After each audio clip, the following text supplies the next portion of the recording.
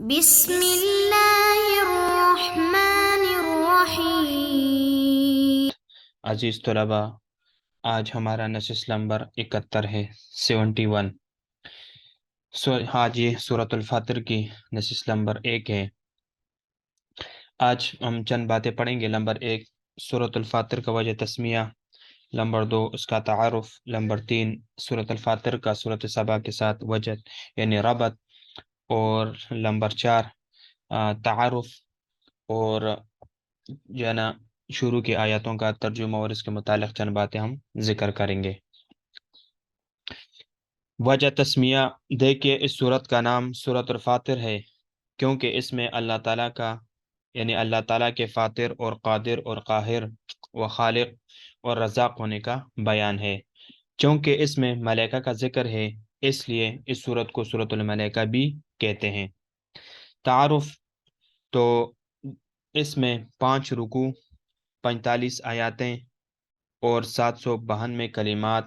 اور 3289 یعنی 89 حروف ہے۔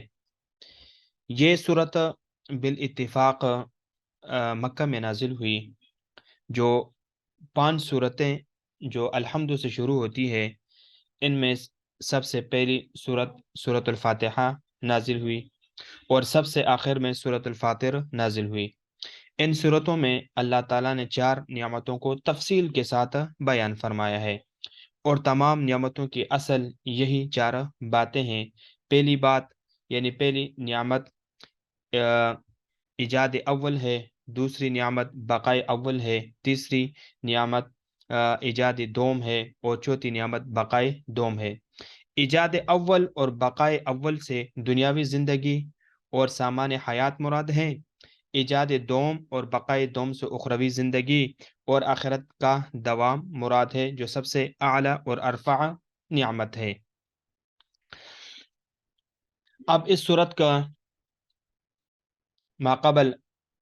سورۃ الفاتر کے ساتھ ربط کیا ہے؟ تو چونکہ گزشتہ صورت میں مشرکین کی طرف سے فرشتوں کو اپنا معبود ٹھہرانا مذکور تھا، تو اس صورت میں اللہ تعالیٰ کی طرف سے فرشتوں کا مخلوق ہونا مذکور ہے۔ وہ اللہ کے حکم کے تابع ہیں اور دن رات اس کی عبادت اور بندگی میں لگے ہوئے ہیں، لہٰذا وہ خدا نہیں ہو سکتے بلکہ اللہ تعالیٰ کے بندے ہیں، اور اسی کی امر کی مطیع ہے، فرمانبردار ہے، ہر وقت اللہ تعالیٰ کے حکم کے تابع ہیں، تو وہ معبود نہیں ہو سکتے۔ چوتھی بات، مضامین کا خلاصہ، تو اس صورت میں پہلی رکوع میں اللہ تعالیٰ کی تمحید و اثبات رسالت کے بیان کے بعد انسان کو قیامت اور اعمال کی جزا و سزا کی طرف متوجہ کیا گیا ہے، یہ پہلی رکوع میں۔ دوسرے رکوع میں نیکی اور بدی میں امتیاز کا بیان ہے، پھر مرنے کے بعد زندہ ہونے اور قضاء اور قدر کا اثبات ہے، آخر میں اثبات توحید اور باطل معبودوں کی حقیقت کا بیان ہے۔ تیسری رکوع میں اللہ کے بے نیازی اور مومن اور کافر کی مثال کا بیان ہے، اور چوتھی رکوع میں منکرین توحید کی تحدید اور مومنین کی صفات کا بیان ہے، اور اس کے بعد قرآن کے وارثوں اور ان کا انعام مذکور ہے، اور آخر میں کافروں کا حال بیان کیا گیا ہے۔ اور پانچویں اور آخری رکوع میں اللہ تعالیٰ کا علم، حلم اور باطل معبودوں کی بے بسی ذکر ہے، پھر مشرکین کا مکر اور فریب اور سابقہ سرکش قوموں کا انجام بیان کیا گیا ہے۔ تو یہ اس صورت کے مضامین اس صورت میں بیان ہوئی ہے۔ بسم اللہ الرحمن الرحیم۔ الحمد للہ فاطر السماوات والأرض جاعل الملائكة رسلا أولي أجنحة مثنى وثلاث ورباع يزيد في الخلق ما يشاء إن الله على كل شيء قدير ما يفتح الله للناس من رحمة فلا ممسك لها وما يمسك فلا مرسل له من بعده وهو العزيز الحكيم۔ پہلے ان آیات مبارکہ کا ترجمہ سمجھ لیجئے۔ الحمدللہ، تمام تعریفیں اللہ کے لیے ہے، فاطر جو پیدا کرنے والے ہیں، السماوات آسمانوں کے، والارض اور زمین کے،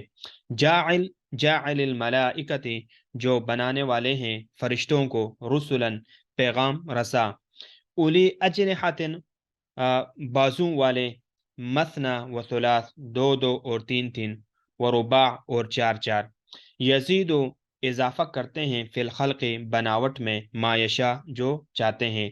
ان اللہ بے شک اللہ تعالی علی کل شیء ہر چیز پر قدیر پورے قادر ہے، پوری قدرت ہے اس کی، ما یفتح اللہ جو کھولے اللہ تعالی للناس لوگوں کے لیے، من رحمت مہربانی سے، فلا ممسک لہ تو نہیں کوئی روکنے والا، لہا اس کو، وما اور جو مہربانی یمسکو روک لے وہ، فلا مرسلہ تو نہیں کوئی بھیجنے والا، لہو اس کو، من بعدہ اللہ کے بعد، وہو العزیز الحکیم اور وہ زبردست الحکیم بڑے حکمت والے ہیں۔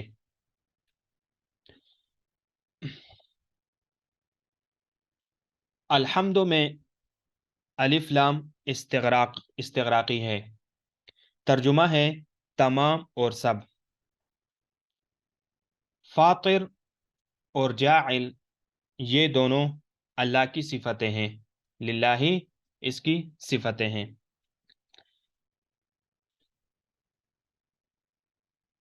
اجنحت جناح کی جمع ہے، یہ جناح کی جمع ہے، معنی ہے بازو، پر وغیرہ۔ مثنا و ثلاثہ و رباع، مثنا و ثلاثہ و رباع،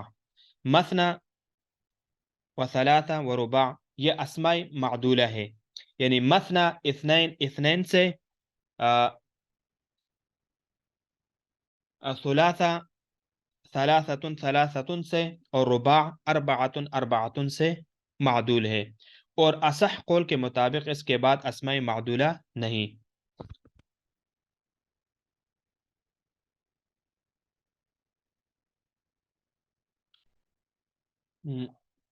من رحمت، من رحمت یہ ما موصولہ کا بیان ہے، اس ما، یہ جو ما موصولہ ہے اس کا بیان ہے۔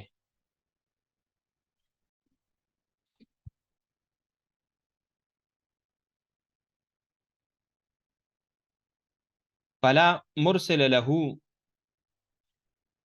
لہو کی ضمیر ما موصولہ کی طرف لوٹتی ہے، یعنی وما یمسکو یہ جو ما موصولہ ہے اس کی طرف لوٹتی ہے، اور اس سے مراد رحمت ہے، لہو کی ہو ضمیر، اور بعدہ بعدہ من بعدہ، بعدہ کی ضمیر اللہ تعالیٰ کی طرف لوٹتی ہے، یہ اللہ تعالیٰ کی طرف لوٹتی ہے، بعدہ کی ضمیر۔ اب اس کی وضاحت سمجھ لیجئے۔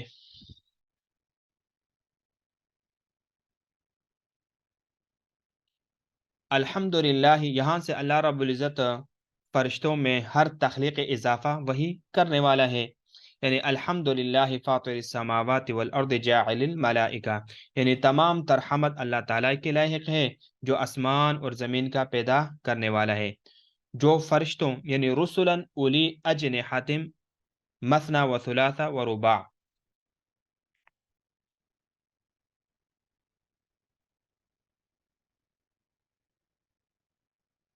اولی رسلا اولی اجنحت مثنا و ثلاثہ و رباع،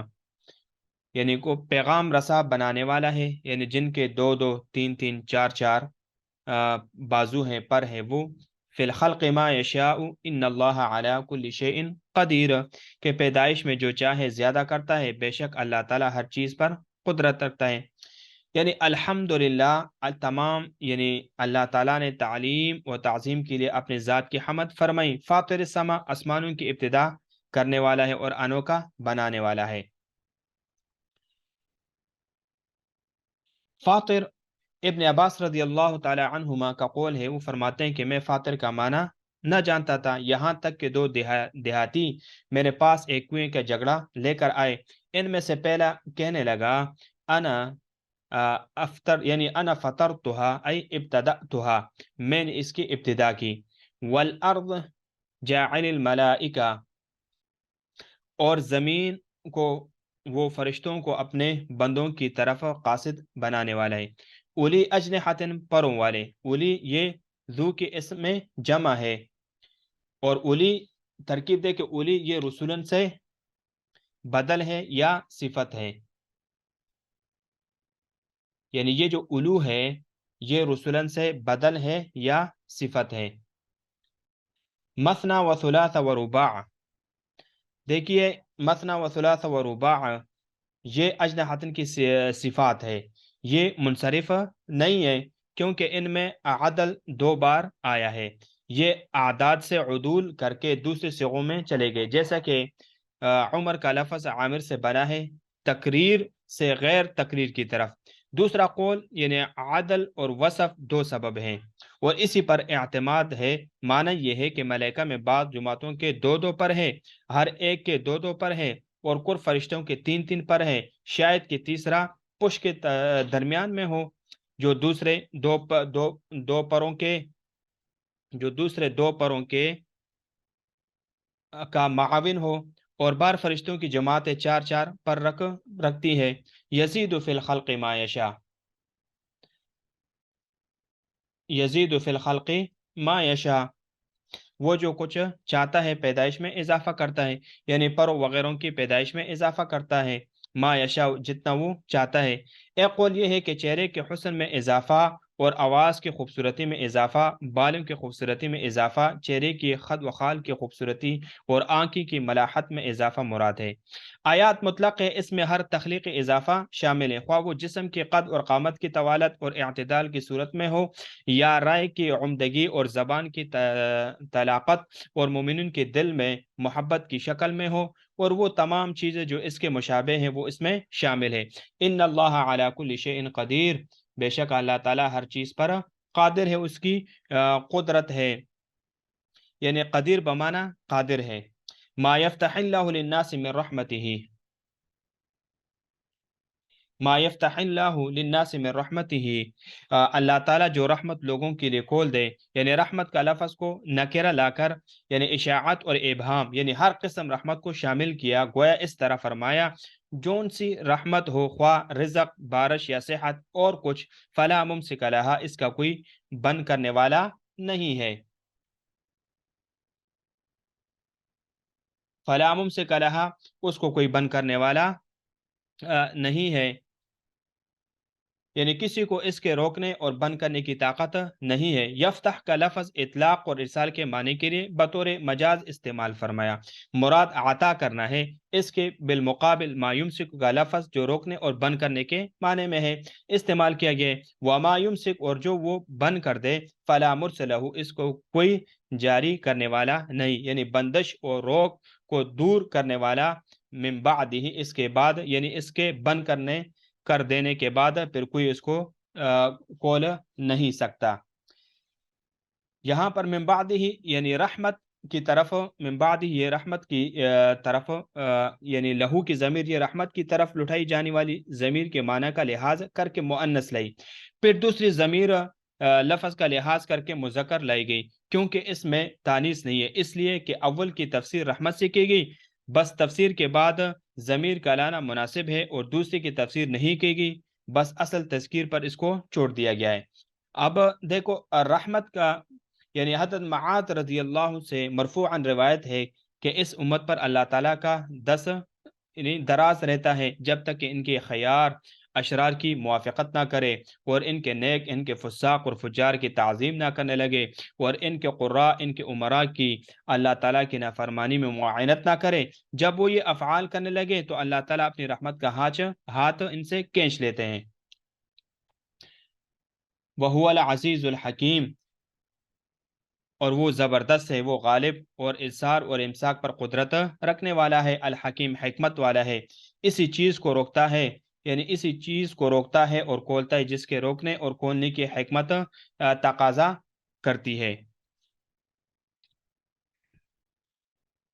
یا ایھا الناس اذکروا نعمت اللہ علیکم، انشاءاللہ اس کو ہم آگے نیکسٹ درس میں پڑھیں گے۔